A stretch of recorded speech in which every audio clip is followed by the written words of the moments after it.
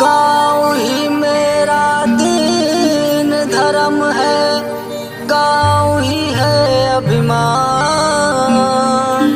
करुण उछावर गाँव पे अपने, तन मन धन और जान। जिस गांव का प्रधान शिक्षित होगा वही गांव विकसित होगा। जी हाँ, ग्राम पंचायत खेड़ी सराय से इरफान जी के बेटे मिस्टर बिलाल जी इस बार है मैदान में, तो याद रखेगा अब की बार अपना कीमती आशीर्वाद देकर मिस्टर बिलाल जी को जिताना है, अपना प्रधान बनाना है। आपका भाई मिस्टर बिलाल। युवा शक्ति के युवा खून में सपने सच्चे घोल रहा हूँ। युवा शक्ति के युवा खून में सपने सच्चे घोल रहा हूँ। सुनो साथियों, सुनो भाइयों, सुनो साथियों, सुनो भाइयों, मिस्टर बिलाल बोल रहा हूँ। मिस्टर बिलाल बोल रहा हूँ। आवाहन आवाहन युवा शक्ति का आवाहन, आवाहन आवाहन युवा शक्ति का आवाहन। ग्राम पंचायत खेड़ी सराय फूल फले करूँ ऐसा जतन। आवाहन आवाहन युवा शक्ति का आवाहन। न किसी पर तानाशाही, न किसी पर दबाव होगा।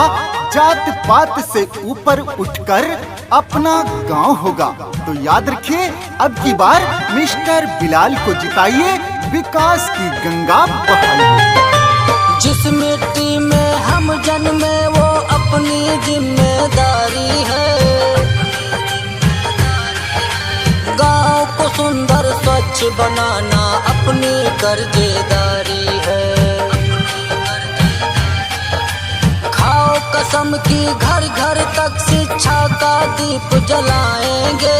गांव की अंतिम झोपड़ी तक हर सुविधा पहुंचाएंगे। बड़ी बेड़ियां पाँव में, बड़ी बेड़ियां पाँव में, गांव की सब मैं खोल रहा हूँ। राहें नई विकास की अब रातों दिन मैं घोल रहा हूँ। मिस्टर बिलाल बोल रहा हूँ। मिस्टर बिलाल बोल रहा हूँ। आवाहन आवाहन युवा शक्ति का आवाहन, आवाहन आवाहन युवा शक्ति का आवाहन।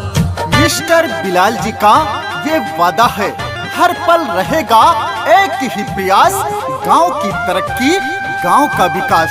जी हाँ, आप सभी चाहते हैं आपका गांव आगे बढ़े, तो याद रखें मिस्टर बिलाल जी को जिताइए, अपना प्रधान बनाइए, अपने गांव को शून्य से शिखर की ओर लेके जाइए। अपने खेड़ी सराय को अपने सुंदर स्वच्छ बनाना है। अपना खुद से वादा है कि हर वादे को निभाना है। आपका भाई, आपका बेटा, मैं भी आपका अपना हूँ। आपकी आँखों ने जो देखा, आपका मैं वो सपना हूँ। मुझे कसौटी पर तुम रखो, मुझे कसौटी पर तुम रखो, मैं भी खुद को तोल रहा हूँ। घने अंधेरों में उजियारा मैं विकास का घोल रहा हूँ। मिस्टर बिलाल बोल रहा हूँ। मिस्टर बिलाल बोल रहा हूँ।